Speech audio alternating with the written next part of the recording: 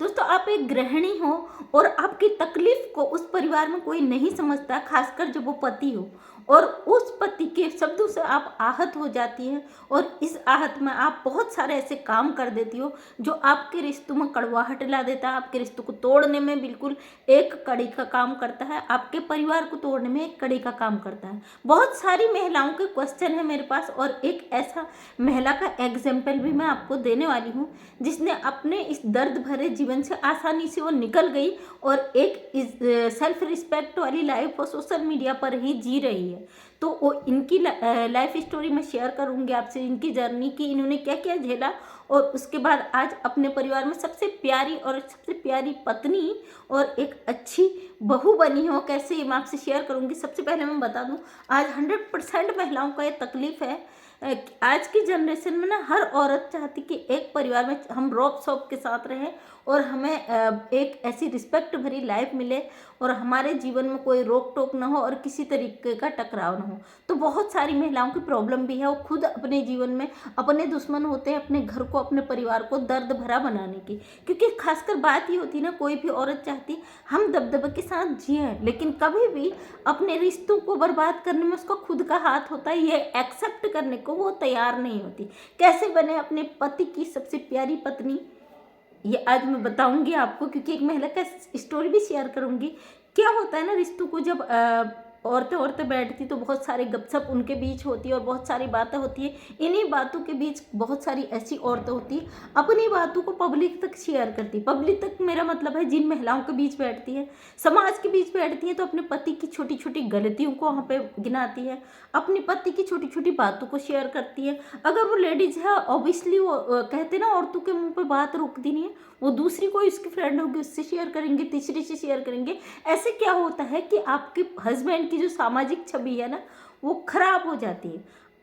दुनिया की नज़रों में एक के बाद दूसरे के पास, दूसरे से तीसरे के पास ये चीज़ें जाती है, कहीं ना कहीं वो लौट फिर कर आपके पति तक लौट कर आ जाती है और पता चलता है कि आप लोगों के बीच में उनकी बुराइयों को शेयर करते हैं।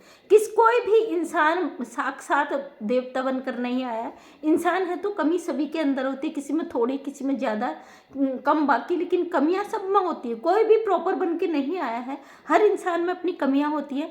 अगर हम खुद की कमियां देखें और उसको देखकर हम दूसरे पर अंदाज़ा लगाएं तो हम ये देखेंगे कि हमारे अंदर इससे ज़्यादा बुराइयां हैं। जब बात ये होती है कि हम उस बुराई को एक्सेप्ट नहीं करते। कभी भी इंसान अपने आप को गलत नहीं समझता ना, उसे लगता है सामने वाला व्यक्ति गलत है, मैं गलत हो ही नहीं सकती। अपने लिए जो गलतियां हम नहीं निकालते वही एक रीज़न होता है कि हम अपनों पर निकालते हैं। और खासकर मैं आज उन बहनों से हाथ जोड़ के रिक्वेस्ट करती हूँ, आपके परिवार अगर टूट रहा है ना, आपके परिवार में सास बहू की लड़ाई हो रही, नंद भौजाई की लड़ाई हो रही, सास बहू ससुर की लड़ाई हो रही है, तो उसका एक ही कारण होता है कि आप उन चीज़ों को समाज के बीच में शेयर करते हो। दूसरों को, आपको लगता है ना कि मैं अपने घर से मेरा किसी ने नहीं सुना तो सामने वाले से बात शेयर करूंगा या करूंगी तो वो मेरे दुख दर्द में मेरा साथ देगा।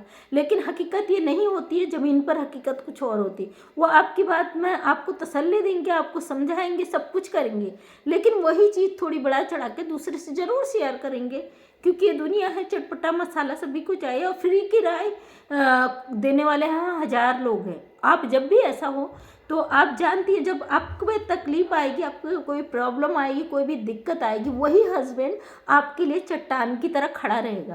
क्योंकि आदमी जब उसको लगता है मेरी पत्नी जब घसीटी जा रही है, उसके साथ बुराई हो रही, तो पति एक चट्टान की तरह खड़ा हो जाता है। उस समय वो पड़ोसी, वो रिश्तेदार, वो आपके संग सहेली आपके साथ नहीं आएंगे, जो चटकारा मसाला लेके आपके जीवन में इंटरफियर करते हैं, आपको गलत सलत राय देते हैं और भड़काते हैं उन चीज़ों के लिए। और बहुत बेवकूफ़ लोग होते हैं जो दूसरों की बातों में अपने लोगों पर उंगलियां उठाते हैं। और ये उंगलियां उठाने वाले लोग चाहते हैं कि आप अपने परिवार में खुद लड़ भिड़ो और उसका मौका फ़ायदा दूसरा लोग उठाए। और आज मैं एक बहन की स्टोरी शेयर करने वाली हूँ।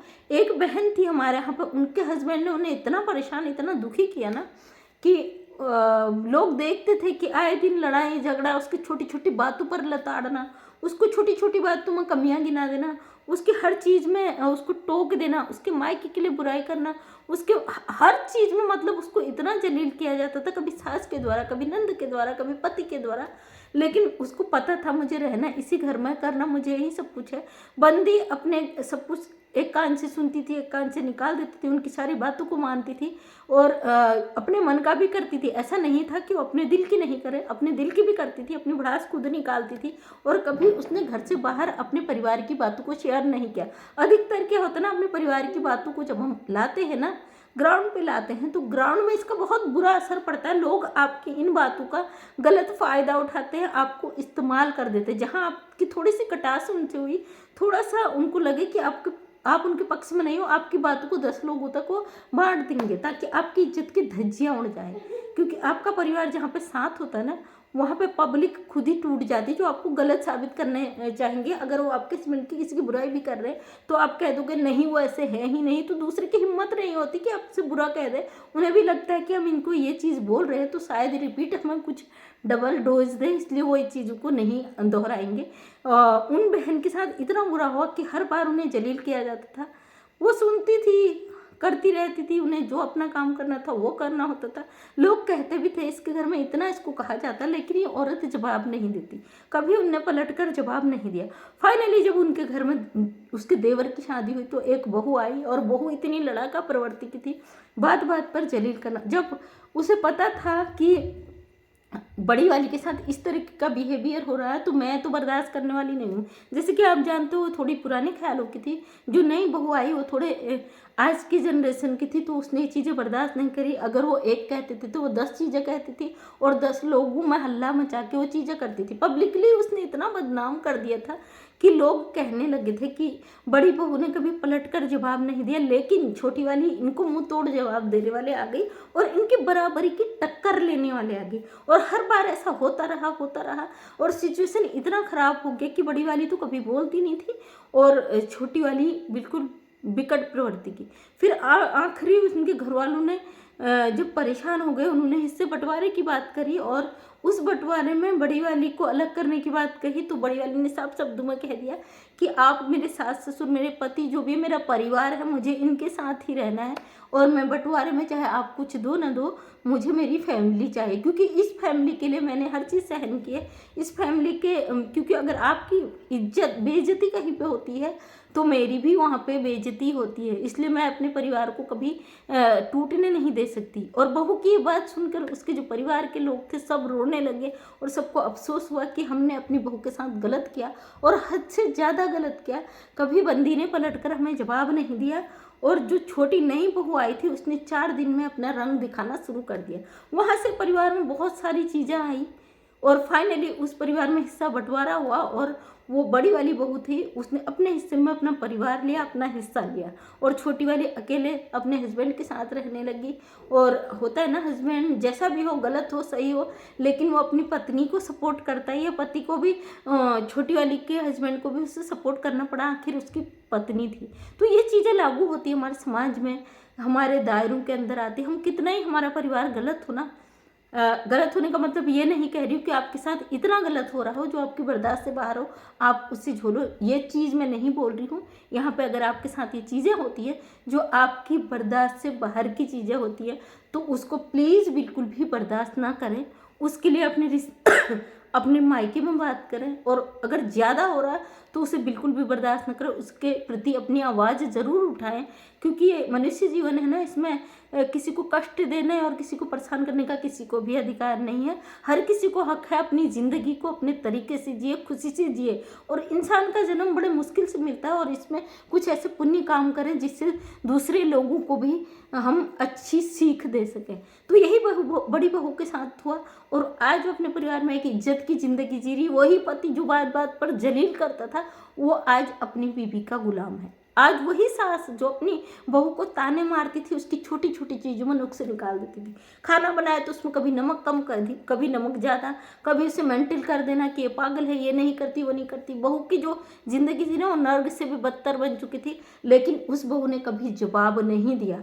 उसका जवाब नहीं देने का एक ही कारण था, बहू समझदार थी, उसे पता था मुझे रहना है, झेलना है, इसी में ढल के रहना है। तो उन्होंने उस गलतियों को उसने अनदेखा किया। उसे पता था गलतियां इतनी बड़ी नहीं है, इनको सुधारा जा सकता है। इसीलिए आपके परिवार में आपका पति कभी आपसे कुछ गलत कह रहा है तो लिमिटेड जवाब दीजिए, जितना आपको पॉसिबल लगे उतना जवाब दीजिए। अगर हद से ज़्यादा हो रहा है तो उन चीज़ों से हट जाइए, कुछ समय अलग चले जाए, कुछ समय बाहर को चले जाए, कुछ उन बातों को इग्नोर कराए। अगर मान लीजिए उन्होंने आपको कोई गलत जवाब दिया, पलट के आपने दूसरा उसका उल्टा जवाब दिया, तो ऑब्वियसली आदमी है वो डबल जवाब देगा ही देगा और सिचुएशन बढ़ेगा ही बढ़ेगा। इन लड़ाई झगड़ों से निपटने का एक ही रास्ता है, लिमिटेड जवाब दीजिए, इससे ज़्यादा जवाब मत दीजिए। जितना आपको लगता है कि मेरा घर बच सकता है, मेरा परिवार बच सकता है, मेरी इज्जत बच सकती है, तो वहाँ पे थोड़ा सा कॉम्प्रोमाइज़ कर लीजिए, क्योंकि परिवार है, परिवार आज आपके विपक्ष में है तो कल आपके साथ खड़ा होगा एक चट्टान की तरह। दुनिया कितना ही कहे ना कि हम आपके साथ हैं, आप ये करो, हम आपके साथ हैं, आप वो करो, हम आपके पीछे खड़े हैं, लेकिन जहाँ मुसीबत आपके सर में आएगी, आप पीछे पलट के देखोगे, वो दुनिया आपको नज़र नहीं आएगी, वहाँ पे आपको अपना परिवार नज़र आएगा।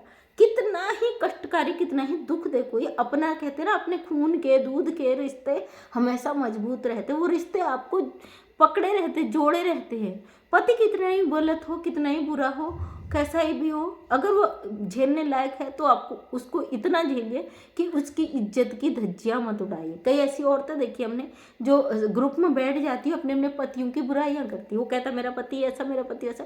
कभी भी ना अपने परिवार की इज्जत को समाज तक मत लाइए, क्योंकि ये समाज अगर जोड़ना जानता है, समाज तोड़ना भी जानता है। यही समाज है जो आपको आप पर 1000 उंगलियां उठा देगा और आप जवाब नहीं दे पाओगे। इसलिए अपने आप को इतना स्ट्रॉन्ग रखिए ताकि इस समाज को जवाब आप दे सको। अपने घर को, अपने परिवार को बचाने की कोशिश आपकी जारी रहनी चाहिए, क्योंकि इस समय जो चल रहा है ना, बहुत ज़्यादा, हद से ज़्यादा चल रहा है और बहुत बुराइयां फैल चुकी है। हम कितना ही अपनी जनरेशन को बचाने की कोशिश करें, वो जनरेशन हमारे हाथों से निकलती जा रही है।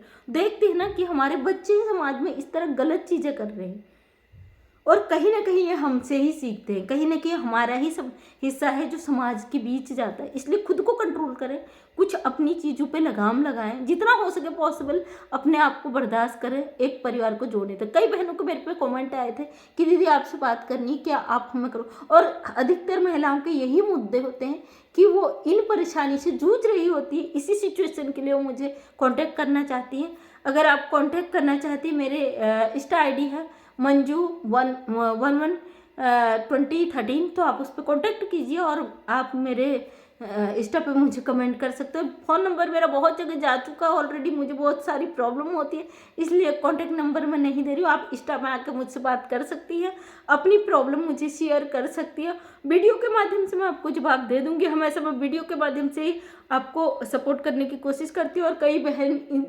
बहनों ने अपनी प्रॉब्लम से लड़ा है मेरी वीडियो के माध्यम से, और उम्मीद करती हूँ जो आप लोग हेल्प के लिए कहते हो, आर्थिक हेल्प की बात ना करें, क्योंकि हमने इसी सोशल मीडिया पे कई लोगों को आर्थिक मदद की है और उसका गलत उपयोग हुआ है। और मैं सभी लोगों से कहती हूँ जो सोशल वर्कर है, आप कुछ ऐसे रिस्पेक्टेड पद में, अब उन लोगों से कई लोग कहते हैं कि हमें मदद कीजिए।